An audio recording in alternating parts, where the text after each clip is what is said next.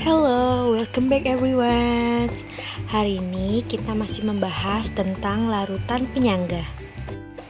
Adapun tujuan pembelajaran kali ini yaitu peserta didik dapat menentukan pH larutan penyangga melalui perhitungan. Peserta didik dapat menganalisis perubahan pH larutan penyangga ketika diencerkan, tambah sedikit asam atau ditambah sedikit basah. Dan peserta didik dapat mendiskusikan peranan larutan penyangga dalam tubuh makhluk hidup dan industri. Oke, pertama kita bahas perhitungan pH larutan penyangga. Yang telah kita ketahui, larutan penyangga itu terbagi menjadi dua jenis, yaitu larutan penyangga asam dan larutan penyangga basah.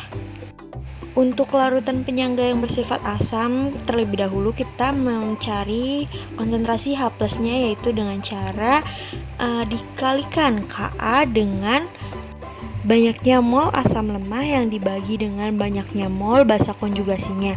Nanti didapatkan pH-nya itu sama dengan min log konsentrasi H+. Sedangkan untuk larutan penyangga yang bersifat basa dapat dicari terlebih dahulu konsentrasi OH-nya yaitu Kb dikali banyaknya mol basa lemah dibagi banyaknya mol asam konjugasi.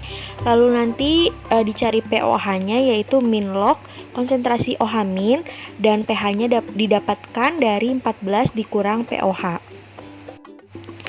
Selanjutnya, langkah-langkah menghitung pH larutan penyangga. Di sini ada 5 langkah, yaitu yang pertama, dibuat persamaan reaksinya, lalu ditentukan mol asam atau basa lemahnya, kemudian tentukan mol asam atau basa konjugasinya, lalu dihitung ion H+ atau OH- dan terakhir ditentukan pH-nya. Untuk lebih jelasnya, kita perhatikan contoh soal berikut.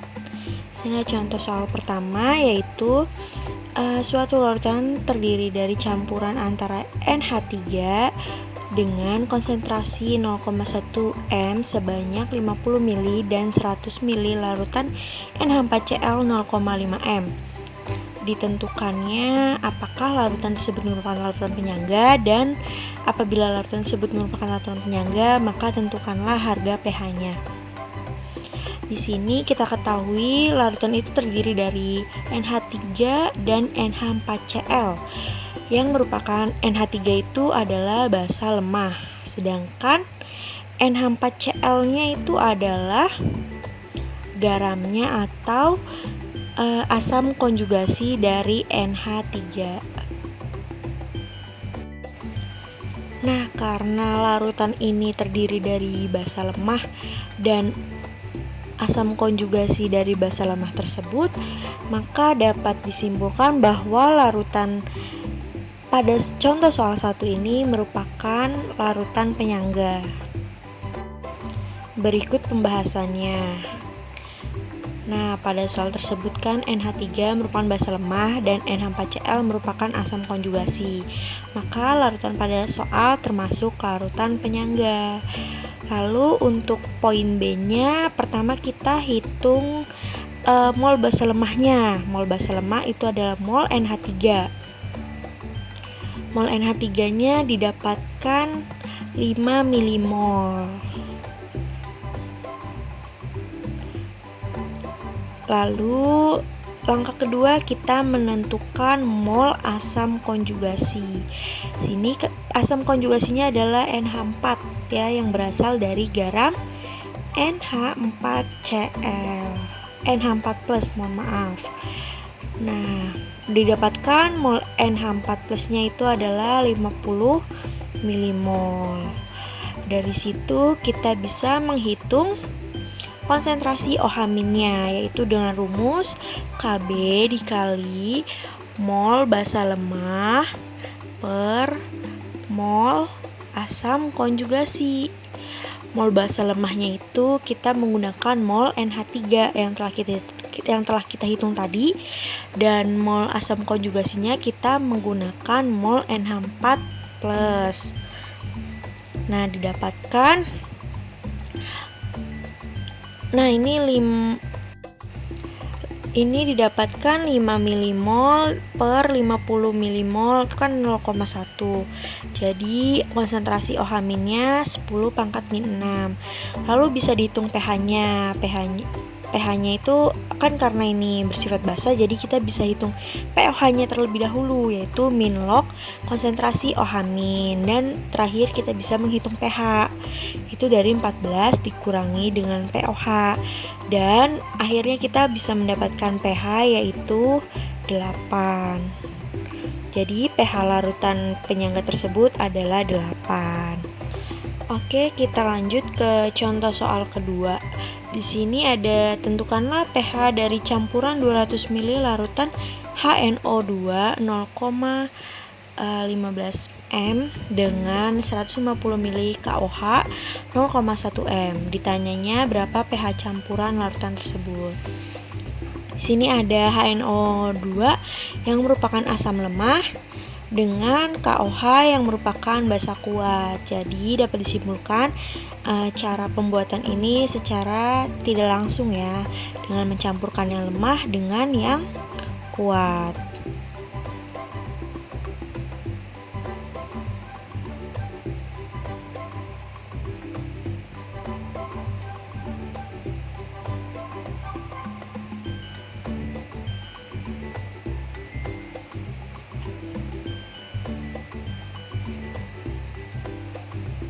Nah, ini kita lihat pembahasannya. Jadi pertama-tama kita cari molnya, mol masing-masingnya, mol HNO2-nya dan mol KOH-nya. Didapatkan mol HNO2-nya itu adalah 30 milimol dan mol KOH-nya itu sebesar 15 milimol. Nah, lalu kalau sudah seperti ini gimana?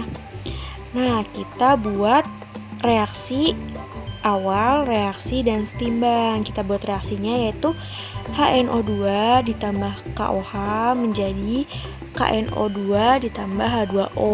Di situ ada awalnya yaitu 30 milimol dan 15 milimol. Terus yang bereaksi itu dicari yang paling kecil yaitu 15 milimol yang KOH. Nah, yang bereaksi berarti 15 milimol. Nah, yang setimbangnya berarti tinggal dikurang. Yang sebelah kiri dikurang, sebelah kanan ditambah. Yang KOH habis bereaksi, lalu kita bisa menghitung H+-nya dengan rumus tadi Ka dikali mol asam lemah per mol basa konjugasi. Asam lemahnya tadi HNO2, basa konjugasinya berarti di sini NO2 min yang berasal dari garam KNO2. Nah, di sini didapatkan konsentrasi H+-nya adalah 10 pangkat min 5. Lalu bisa dihitung pH-nya langsung, yaitu dengan cara min log konsentrasi H+. Didapatkan pH-nya adalah 5. Oke, contoh soal yang terakhir. Ini sedikit kompleks ya. Jadi ada sebanyak 200 ml larutan penyangga yang mengandung NH3 dan NH4Cl, masing-masingnya itu 0,05 m. Lalu di sini yang pertama kita tentukan pH larutannya. Lalu yang kedua tentukan pH larutan setelah ditambah 2 mili HCl 0,05 m, dan yang ketiga ditentukan pH larutan setelah ditambah 2 mili NaOH 0,5 m. Nah, di sini telah kita ketahui NH3-nya itu merupakan basa lemah dan NH4Cl-nya merupakan garam atau asam konjugasi. Nah, di sini untuk yang nomor 2 dan 3 ditambah HCl, untuk nomor 3 ditambah NaOH, di mana HCl itu merupakan asam kuat ya, dan NaOH merupakan basa kuat. Jadi kita ingin tahu pengaruhnya setelah ditambahkan asam atau basa kuat, apakah pH-nya akan berubah atau tidak gitu. Jadi kita ingin membuktikan dengan perhitungan.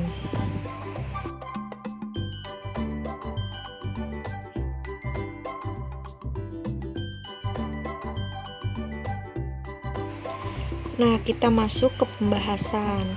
Kita bahas untuk nomor 1 dulu, yaitu menentukan pH larutan. Ini konsepnya sama dengan contoh soal nomor 1, yaitu pembuatan secara langsung. Kita cari dulu mol NH3 dan mol NH4Cl-nya.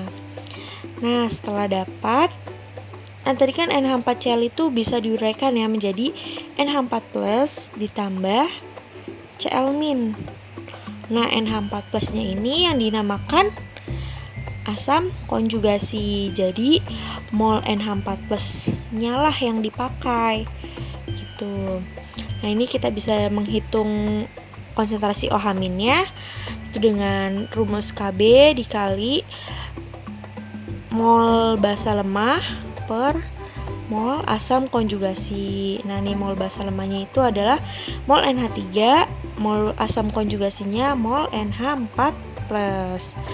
Kita ini didapatkan konsentrasi OH-nya itu adalah 10-5. Nah, setelah dapat konsentrasi OH-, kita hitung pH, tapi kita hitung pH-nya dulu nih sebelum menghitung pH. Nah, setelah mendapatkan setelah mendapatkan pOH baru kita bisa menghitung pH-nya, yaitu di 14 dikurang pOH dan didapatkan pH-nya itu 9.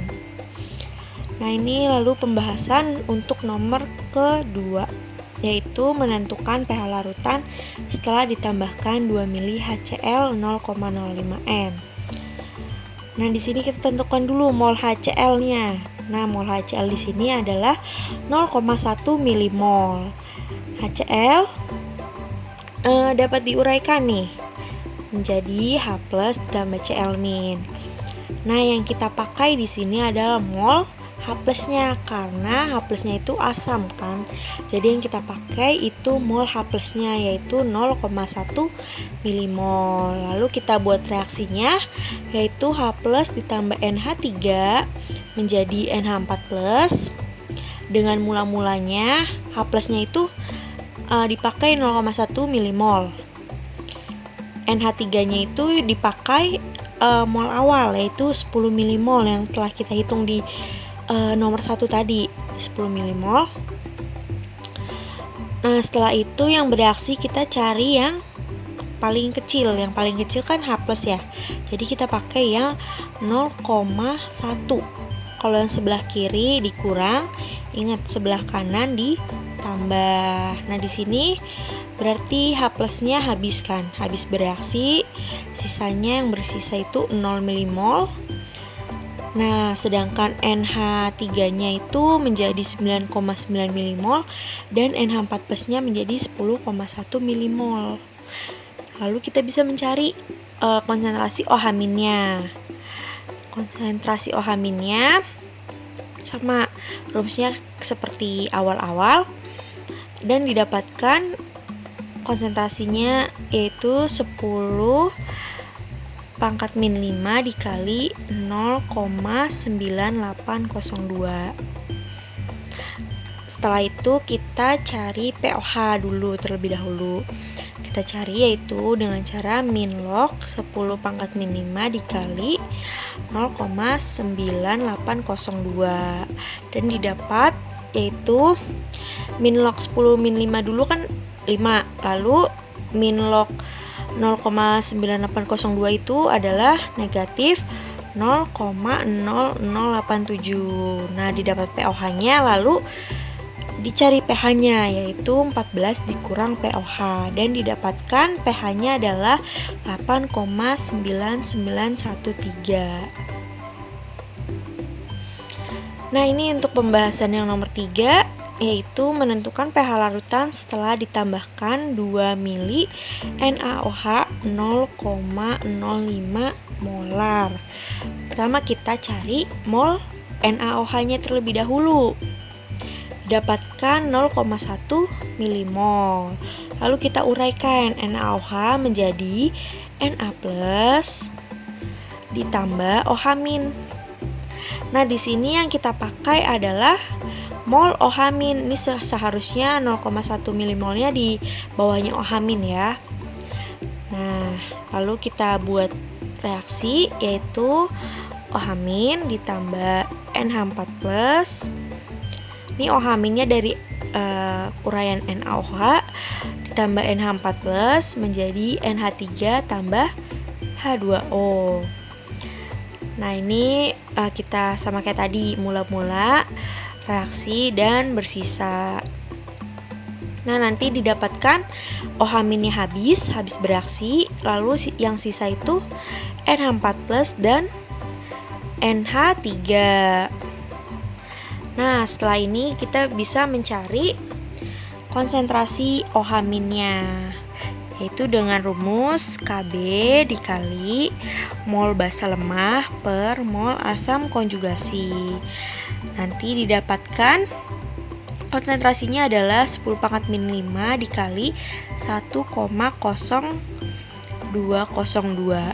Nah, setelah itu kita cari pOH-nya, yaitu dengan cara min log konsentrasi OH-, yaitu min log kali min log 10⁻⁵ dikali 1,0202. Nah, didapatkan nih, setelah dapat pOH dicari pH-nya. pH-nya 14 dikurang pOH, dan hasil akhirnya pH-nya adalah 9,0087. Next, ada peran larutan penyangga dalam tubuh makhluk hidup dan industri. Pertama-tama kita bahas yang dalam tubuh makhluk hidup, yaitu ada sistem penyangga karbonat dalam darah. Darah mempunyai pH yang relatif tetap, yaitu sekitar 7,4. Hal ini dimungkinkan karena adanya sistem penyangga H2CO3 dengan HCO3-. Yang kedua, ada sistem penyangga fosfat dalam cairan sel. Sistem penyangga fosfat yaitu H2PO4- dengan HPO42- merupakan sistem penyangga yang bekerja untuk menjaga pH cairan intrasel. Lalu yang ketiga ada larutan penyangga dalam ludah, yaitu ada H2PO4 dengan HPO42-. Selanjutnya, peran larutan penyangga dalam bidang industri. Yang pertama adalah pada bidang farmasi banyak digunakan untuk menetralkan darah atau biasanya pada kasus keracunan. Di sini misalkan keracunan asam jengkolat. Nah, di situ biasanya menggunakan larutan natrium karbonat. Lalu yang kedua, tablet aspirin yang merupakan obat penghilang rasa nyeri. Di tablet ini terdapat asam yang di dalamnya terkandung asam asetil salisilat dan MgO. Lalu yang terakhir, larutan penyangga digunakan dalam industri makanan dan minuman ringan. Yap, sekian pemaparan hari ini. Terima kasih, semoga bermanfaat.